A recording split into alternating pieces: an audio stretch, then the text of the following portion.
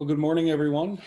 Thank you for joining us today. I'm Brad Power. I'm the Membership Development Manager at Municipalities Newfoundland and Labrador. I'm glad to see so many municipalities represented here this morning. We have approximately 30 attendees. I will note for those of you that may be on the phone solely, it will be a little difficult for you to follow along today because you may not be able to see the presentation. However, rest assured, we will follow up with a copy afterwards. I want to thank everyone for coming together so quickly. This was just promoted starting on the weekend, and to see 31 attendees in place right now is absolutely phenomenal.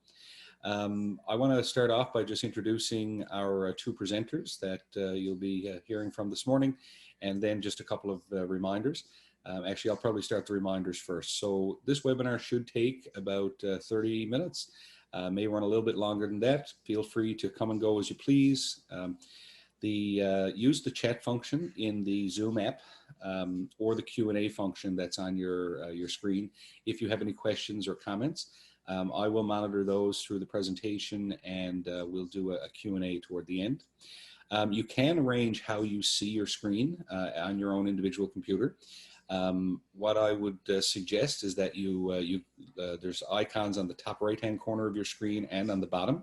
And as the presentation begins, you can click on those various options. So you can either see the speaker, you can see the presentation, or you can see them side by side. So I encourage you to play around with that function. This full webinar will be made available online after it's completed. It'll be available in an on-demand function that you can watch it anytime you please. Essentially, if you forward it to others, they will have to register, so we know who's watching it, but you're more than welcome to share it as you go on. If you're interested in pursuing business continuity planning further after today, feel free to reach out to MNL or SafetyNL, and they will help you along that process. We've established a great partnership with SafetyNL to support emergency management training moving forward, and other safety-related training will be coming down the chute too. So Municipalities Newfoundland and Labrador, our membership services branch, MNL Advantage, and SafetyNL are pleased to partner today for the delivery of this educational opportunity. We expect many more to come, as I had said. Our two presenters, first is Len Larish. Len is the President and CEO of SafetyNL.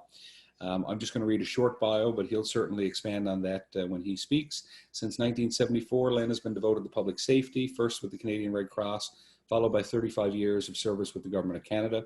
Since 1995, until his retirement in 2010, Len occupied the position of Regional Director for Emergency Management and National Security Branch with what is today known as Public Safety Canada. Len is currently the President and CEO of SafetyNL, which is a leading safety organization here in Newfoundland and Labrador. Len is joined by Trent Abbott this morning. Trent is a resiliency specialist at Trent Abbott and Associates. Trent is a business continuity management practitioner with nearly 15 years of emergency, business continuity, and crisis management experience in both the public and private sectors.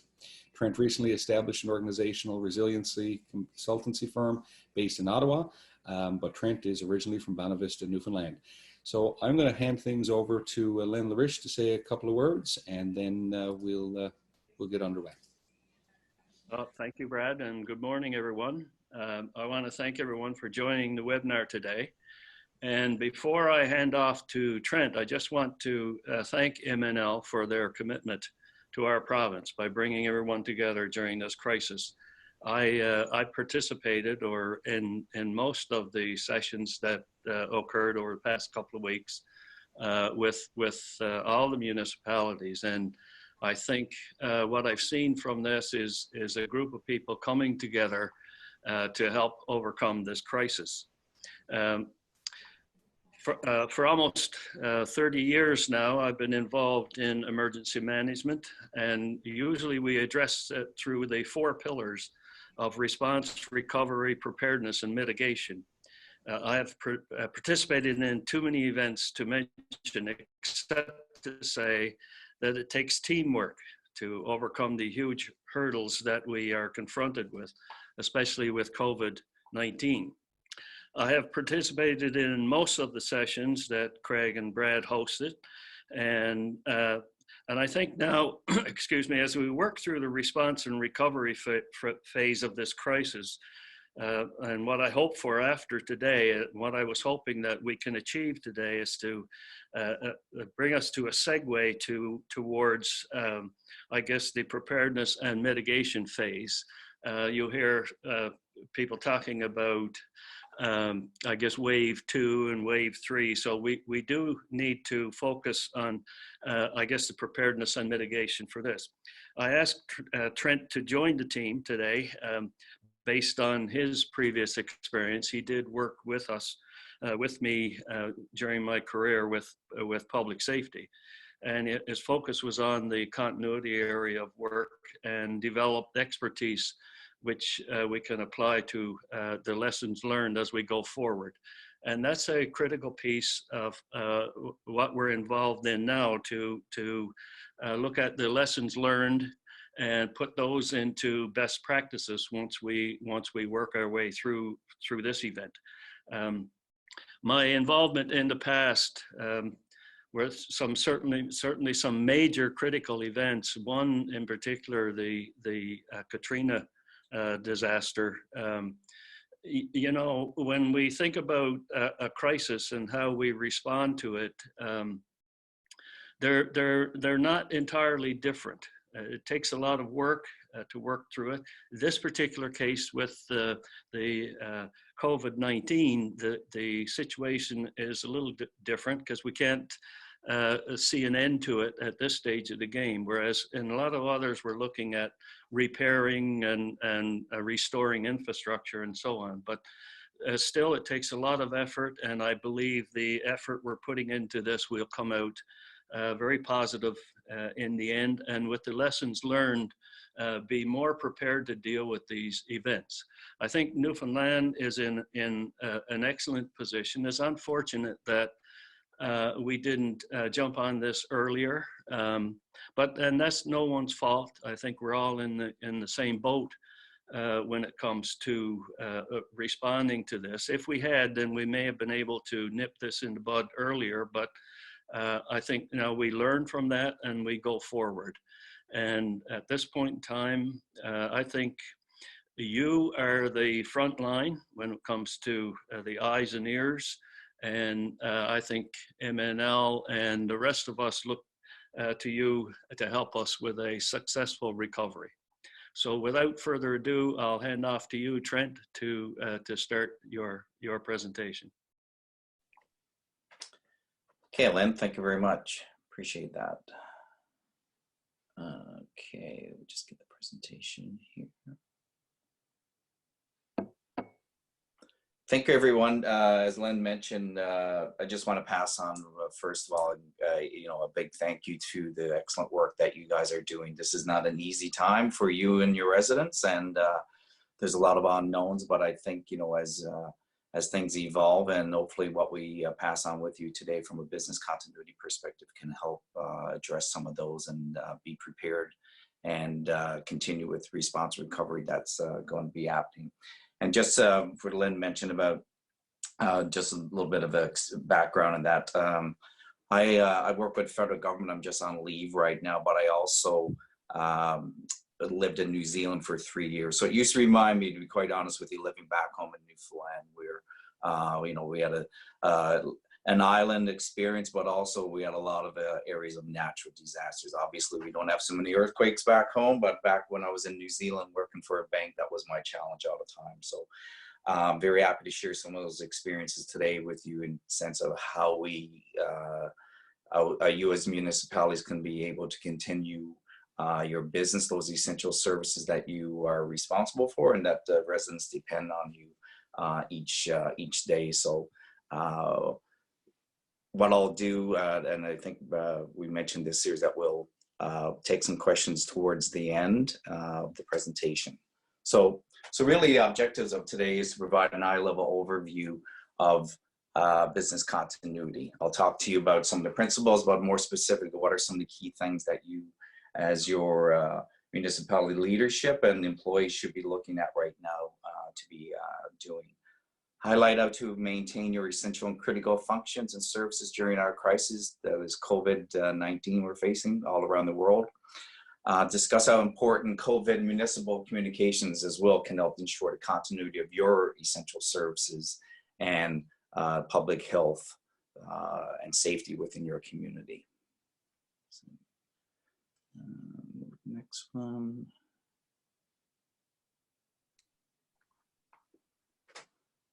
Okay, thank you. So for those that may not see this on the screen, it's just a bit of a, I guess, 4 actions to respond to COVID-19. So I'll just jump right into it. And some of the key messages here is that you put people's safety first. And I'm sure that, you know, as leaders in your community and as a responsible employer, you guys are doing that. And there's no doubt about that. So one of the key aspects of, and we see that right around the world, is providing those infection protections for on-site workers. So whether that's protective equipment, personal protective equipment, looking at also for many of you, it's those flexible remote working arrangements. A lot of stuff you can't do, obviously, whether it's public works oriented or some of the other infrastructure, but there's a lot of activities that you do that can now be transitioned to work from home, such as administrative items and tax collection, those types of things. One of the other points I think that you remember here is that what's important is to make sure that regular and transparent communications that reassure employees that we're doing the best we can in the situation. We're taking all the measures that are needed to ensure the health and safety of your employees and as well as your community. So when it comes to actual business continuity, one of the things that we still want to do the best that you can, noting you're an essential service, is that you keep that trading, you keep that operational mindset. There are certain things that will park if they're non-essential, and you'll come back to those at a later point in time, but a lot of that you do is essential to the communities and your municipalities and cities. So part of that as well is to keep your residents apprised of what you're doing. Stay in contact as well with the suppliers that provide you any assistance, whether it's fuel or particular equipment, anything that you depend on outside of your organization. You need to be able to ensure that you can still depend on their services, because, hey, they could be impacted with somebody who may potentially contract this unfortunate virus, or they're running as well pretty busy with respect to what they're doing for other municipalities and clients. Anything that you have relationship-wise, any type of contracts, just making sure that it's the ability to continue that. One, and I'll jump a little bit about this a little bit later as well, is it's look at some scenarios where you have a big scenario in front of you now, but more or less about what can we do to continue the continuity of our business. And if you find yourself where, you know, we're seeing this, there are municipal leaders and employees who do have to self-isolate and may not be able to continue that particular type of leadership. You see that in Britain right now with the Prime Minister. So you have to have the responsibilities and delegated authorities under certain points here for contingency to make sure that everyone knows what the process is. Obviously, when it comes to building and securing liquidity, meaning operational from a finance perspective, that's important to make sure that your cash flow is there. You're able to pay bills as it is, and you're able to ensure that whatever financial requirements you do have as a municipality can be maintained. And I'm sure MNL and others, subject matter experts, would probably advise you on those elements and if there's future webinars. The fourth one would be is actually engaging your stakeholders and engaging your residents. And a part of that is ensuring that, you know, your critical stakeholders, you know, their priorities in short and medium term. And you also look at that kind of cross-functional response when it comes to any of the issues you're seeing emerging. You know, this is not going to be a bit of a short-term situation we're in, like kind of weeks, and that this is still a little bit longer term. So we need to make sure that there's a good engagement with your stakeholders. And if there's a need to address any of those evolving priorities, then that will take precedent as things go through. So we'll go to the next slide here. Brad, you might have to put it through for me, mate. Great, cheers. So what is business continuity? You probably hear that a lot these days. Really, it's the ability for you as municipalities, and for that matter, other organizations, whether it's government or businesses, to continue delivering services or functions that are critical and essential after an incident occurs. But we find ourselves in a unique position that we're also doing that in the middle of a crisis. So we're responding, we're still in response mode, but we're also in the ability to continue our services. It's also actually common sense in the sense of that if this particular function is not functioning and it's disrupted, we need to get back online. And it's a good best practice to have those plans and mitigate measures and arrangements to go to, whether it's written down in some form or that is part of your operational plans. You have a big part of business continuity is looking at specifically for your communities right now, who would feel the impact if those services were disrupted suddenly, and when would they feel that? When it comes to wastewater service, snow clearing, etc., how quickly will that impact your municipality and your residents? And the real big takeaway from business continuity is how quickly should you get that service and function back into operation before there's major impacts to your operations and to your residents. Is it 4 hours, 24 hours, 2 days, or longer? And how do you know that? So I'll talk a little bit about that as we touch base on the other slides, and the importance of knowing what the impact is and how long you can go without that particular service. So as per the Government of Newfoundland and Labrador Emergency Service Act, a business continuity is defined really as that document containing the procedures and guidelines to help recover and restore government's essential services to a normal operation status. And in your case here would be your municipal government essential services within that acceptable time frame we chatted about earlier, following an emergency or that disruptive event. So we're in the midst of this emergency right now. If your particular services do see an impact and disrupt it, how quickly do we get back to that acceptable time frame that's identified? So in your municipality, there's a couple of key things that you need to be asking yourself, and a lot of you are probably advanced in some of your business continuity depending on the size of your municipality and city. I get the fact that a lot of smaller municipalities with residents of 1 or 200 may not have all the planning in place, but there are areas that we can talk about today that will help you. So who's actually responsible for the response in your town and how to recover from a disruption to any of your critical services? Do you know what's required to continue that service, resume it, recover it if there has been a major disruption, and get back to that restoration level, get back to business as normal the best that you can? We're seeing this now. We're seeing this right around the world. I'm working with clients, and the question comes back, where do you go to resume your operations if your main work site is not available? As I mentioned earlier, in some cases here, you can work from home for that administrative piece to communications. It's quite different if you're running a wastewater facility. You have public works work to do. So your workplace is really where it is. And that's what we'll talk a little bit more. And then you guys are all aware of a lot of the social and physical distancing recommendations that are in place.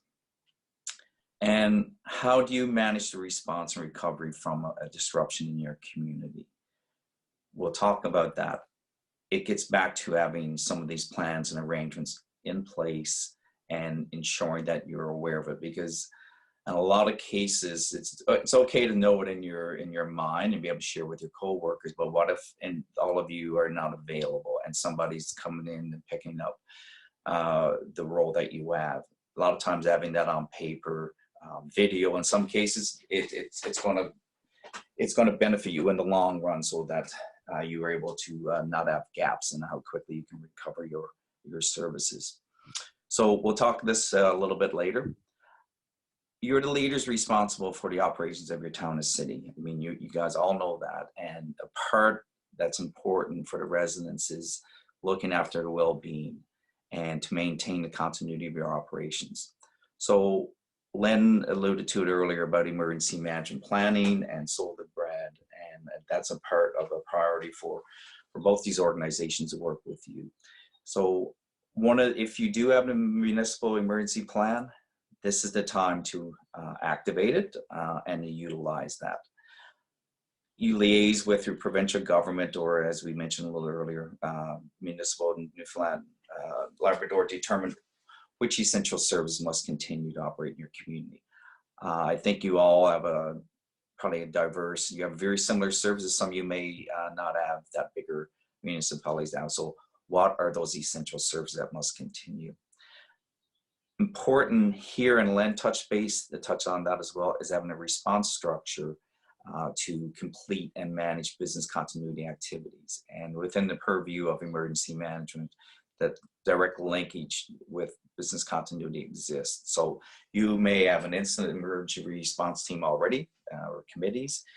You might have a business continuity team, or you have an operations team. In some cases, you know, there are pandemic teams already established. So depending on what you have in place, you need to put a response structure in. If you don't, then in many cases here, you're going to be utilizing your leadership within your municipality, and then the employees that are actually to do this.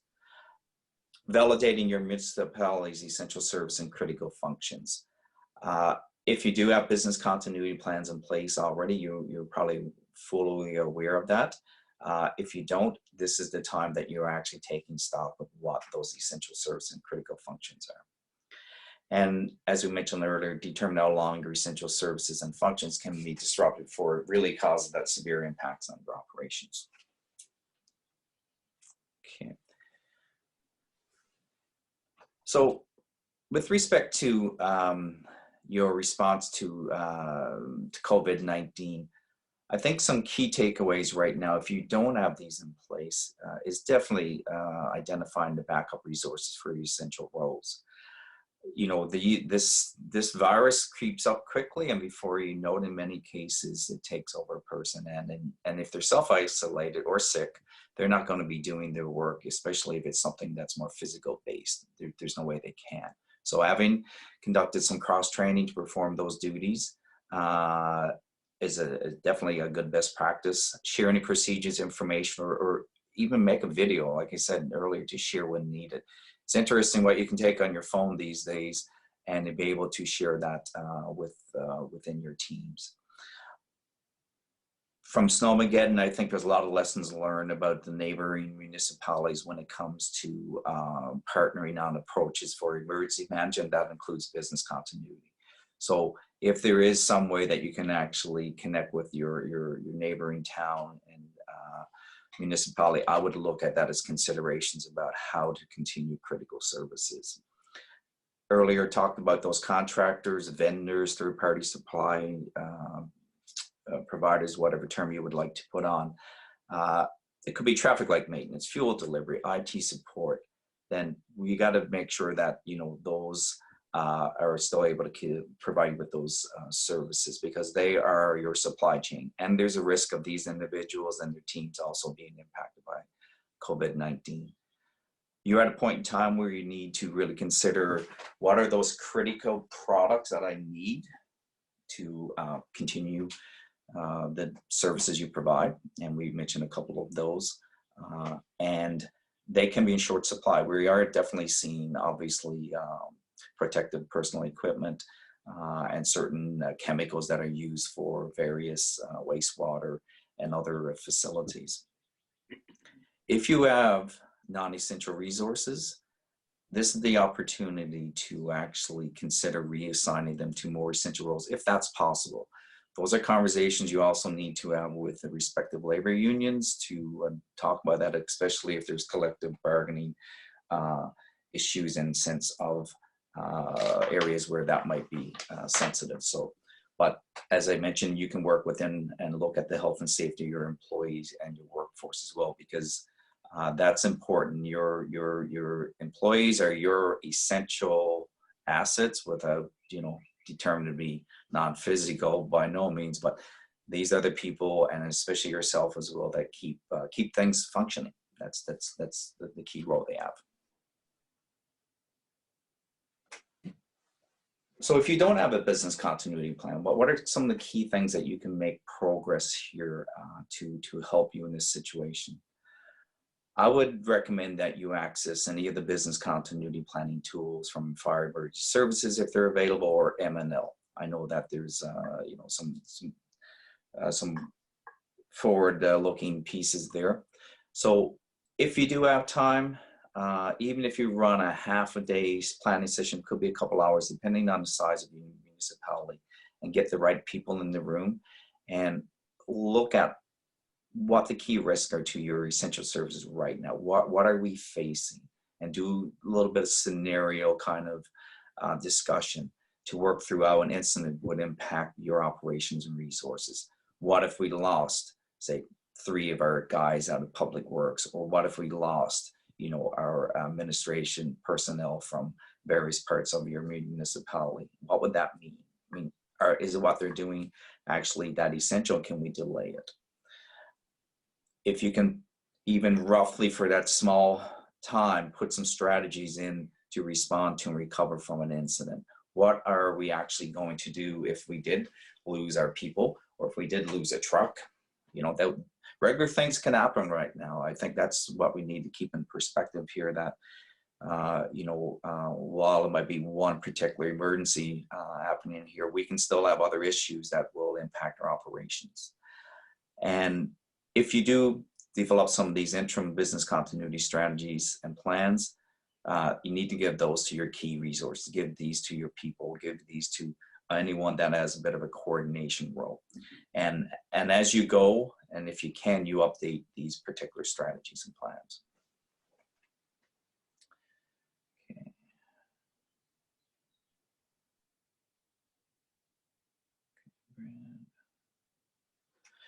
Ensuring the continuity of municipal essential services. So talked a little bit earlier about the health and safety of your communities. Obviously, we are all, you know, conscious of that. We are all in that mode of being able to prioritize the health and safety of our communities and our residents and ourselves. I mean, you know, nobody's totally immune to what the risk this has. So part of this, and I understand, and I talked to Brad, and I follow a lot of municipal kind of discussions on various platforms, and I understand there's some issues here with safe disposal, sanitation products such as wipes that could impact your wastewater operations. And if that's the case, yeah, there has to be a bit of a communication strategy with your community to get that message out, to say that, yeah, these particular items are not, you know, able to be flushed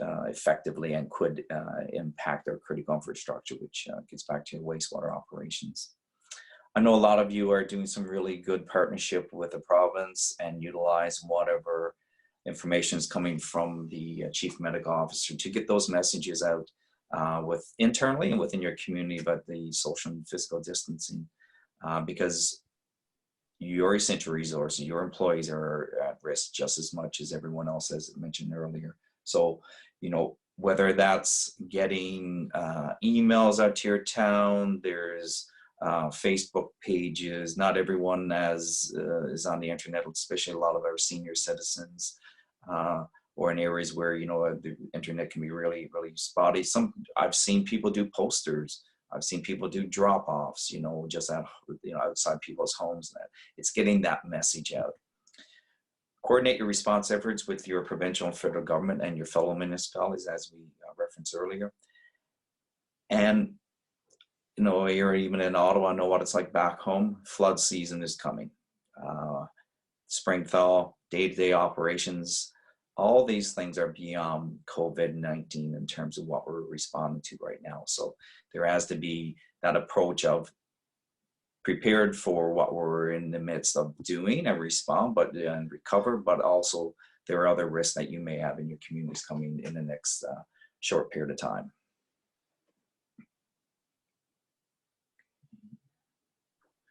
Social distancing physical tips for you and your workers.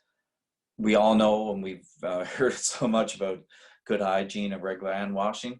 That's a part of life, always was, and probably just a little more highlighted these days. Hand sanitizers in the key locations within the workplace. And I recognize right across the world, there's a shortage in hand sanitizers. And while you may not have it in as much areas as you like, do the best that you can when you can get these critical products.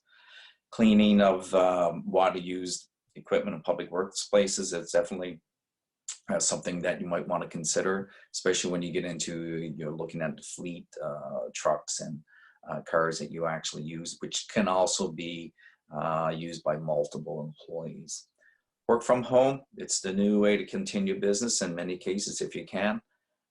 That continues, and support needs to be there from whether it's a laptop or computer, or in some cases, my clients are actually moving their big clunky, personal computer back home and sitting up on the kitchen table or in the back room, wherever. And those things are being done, as I mentioned, right around the world. Practice physical distance through the use of additional vehicles if possible. It may not be in many cases for small municipalities, but if it's possible, that's happening. That's actually going on with utilities, such energy and information, such as various big telephone companies across Canada, across the world. It's important, and you all know this, and we're very fortunate in Newfoundland and our ability to connect with our communities, is checking with your team on a regular basis. Ask them how they're doing, any concerns, just, continue that leadership and that community spirit that we all do have, because we're going to get through this. There's no doubt. It's just that, we're at a point in time where we need to be ready and prepared and to put all hands on deck to get this beaten. Mental health resources or online support tools. There's going to be a reference at the end there of some information, and I know looking at the province do have a lot of information on some of their websites as well. So make sure that if you can just provide some point people in where they can access some of these tools, and you may even have, especially in the bigger municipalities, you're also employee assistance programming. And promote that social and physical distancing to your residents. Keep that going. It can be annoying, but the message needs to get out. We all see cases here where even here in Ottawa, there's people being fined for, going around and ripping down do not cross tapes on the playground so their kids go and play in the playground. Well, that you can't be doing those things. So let's get that out there and champion that information, because there are also people out there championing for you. So let's utilize whatever champions you can do to get that message out.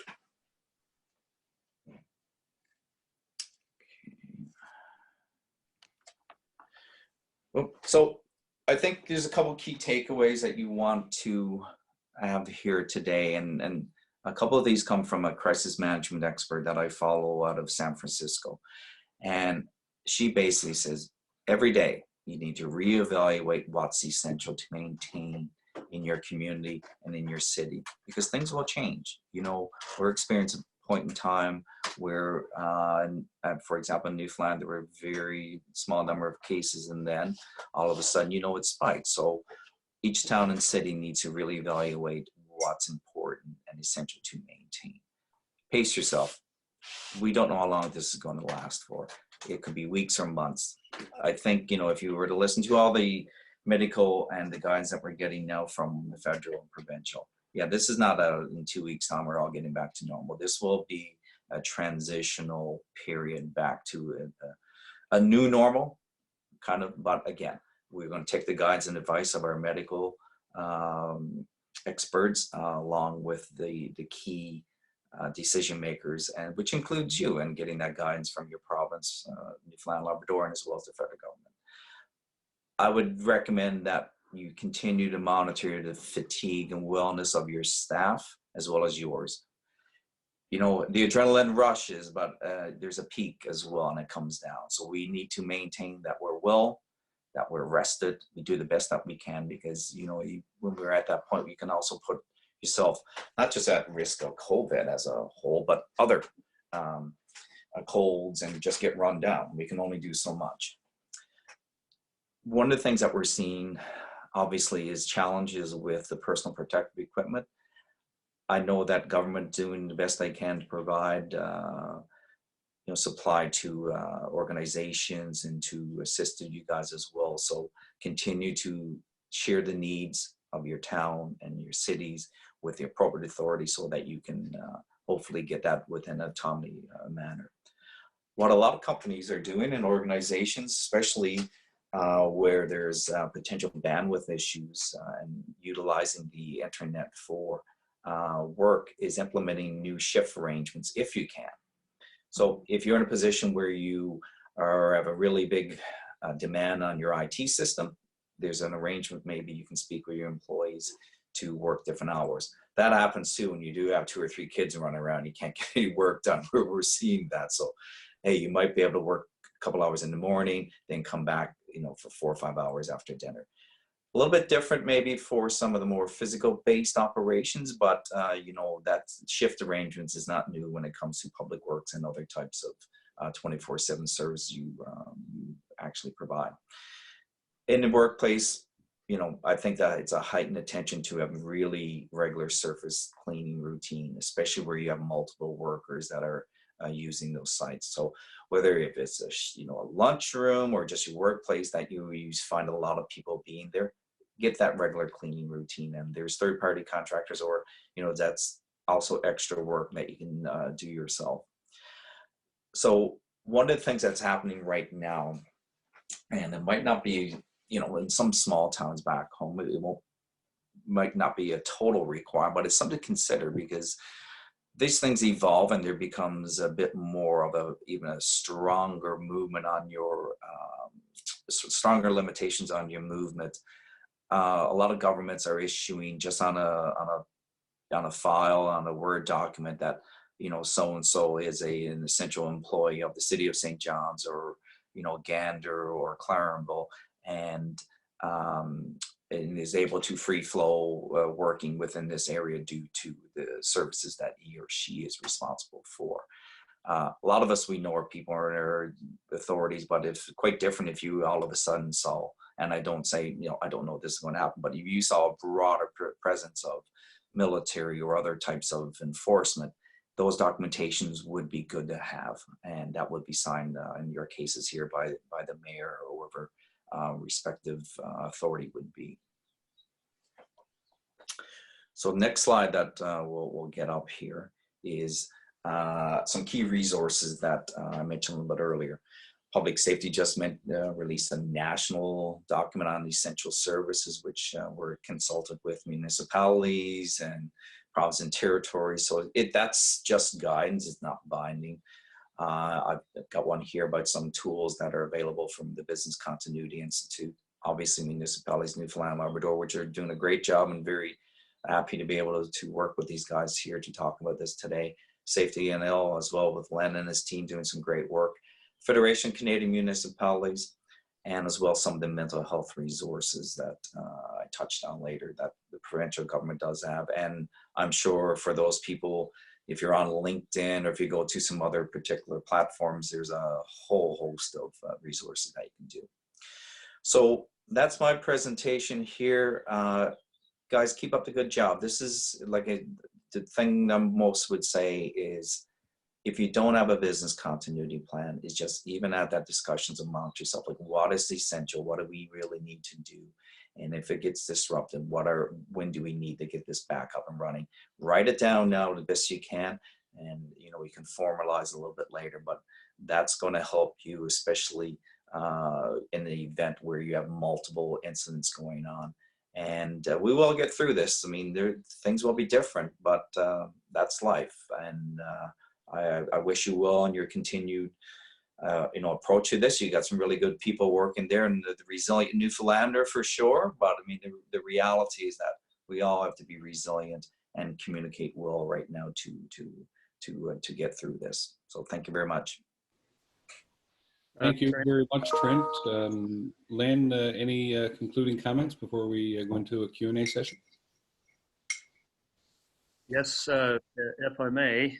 I think we're at a phase now, and what I've heard so far in our previous discussions, people are working through this as well as they can under the circumstances that they're dealing with. And I think we're at a point now with regard to business continuity. This is business is a part of emergency management, I suppose, returning to what we would consider to be normal. And I think the important part now, people are adjusting to the circumstances they're faced with, based on their level of tolerance and resources and so on that they have at the community level. A lot are the smaller communities. You have one or two people working, so it's difficult to make some adjustments to accommodate the situation. And it's interesting for me to hear from those individuals, and we will, Brad, I'm sure, once we get a chance to talk about it, because it's something that we need to really think about, and our ability to deliver the services to the people in the community from a health and safety perspective, as well as, and we're talking about mental health as well here in this type of situation. So what I'm interested now is hearing from individuals, and certainly in some of the smaller communities, whereby we can, in terms of planning, help offset some of that when these events occur. And I've already noted and heard from groups that have gotten together to work through because their resources were limited. I think that was a great initiative that's certainly been helpful to each of those municipalities. Regional planning was something that has been discussed both at the provincial level and within different groups. And those are all opportunities, I think, for us to overcome some of the extreme challenges that we are faced with in terms of resources. And you look at the business community, for instance, and Trent talked about supply chain issues. They're all certainly relevant in our situations, and what we need to put in place to try and offset some of that. And Brad, we've already been talking about some initiatives that, in terms of coming up with inventories and so on, and trying to establish, I guess it's not necessarily a sort of a stockpiling equipment, but there are opportunities for us to do some of that once we get through this event now. And this is where I'm interested in talking about business continuity towards business resumption, because I think that's what we're all looking towards, and we want to try and figure out how we might reach that goal sooner when these events happen. We're controlled now by this event and the impact it's having on us, and the need to physically distance ourselves and so on. So where we end up with this, the next phase for me is to look at the business resumption and to work with the municipalities to try and put some kind of, I won't call it structure, but some kind of process in place to be able to help communities work through these types of events, whether they're man-made or whether they're natural in scope. I think there's some opportunity, and we look at this now. I know it's frustrating for a lot of people, but we look at this now to find opportunities and ways we can do this better as we're confronted, and we're going to be confronted with lots more. This is not a one-off. No. So anyway, I'll clue up with that, and certainly open to any questions or concerns people have, whether they come through Municipalities Newfoundland Labrador, or they come directly here to SafetyNL, or to Trent for that matter. We're a team here, and I think we'll continue on to do what we need to do. Excellent, thanks. Thank you, Len. Folks, so as I explained earlier, there are two functions built into the webinar system to pose questions if you have them. Don't worry if you don't have questions right now. There will be some follow-up after the webinar, and you're more than welcome to pose questions there. If anyone has any, please put them into the chat function or Q&A function now, and we'll bring them forward. In the meantime, I would like to thank everyone for coming on board today. This is a new way of delivering educational opportunities through the M&L Advantage program. We hope you've enjoyed it, and we certainly will be doing many more of these, as both Trent and Len have alluded to. So I don't see, give me 1 second. I see a Q&A. No, okay, so just a couple of comments to be safe, and thank you. Folks, thanks very much for your time today. Feel free to follow up. We will have a short survey coming out afterwards. This has been a phenomenal presentation, and the slides and the video will be online. You will receive a follow-up email once that gets posted because of your prior registration process, and you can share that information with others. But we will be offering up more webinars similar to this one, and some specific to BCP as we move forward as well. So thanks very much. Trent, thank you. Len, thank you very much. Thanks to the entire M&L staff who've helped to set this up. And most importantly, thank you to the participants. We really appreciate your time today, and have a great remainder of your day. Thank you.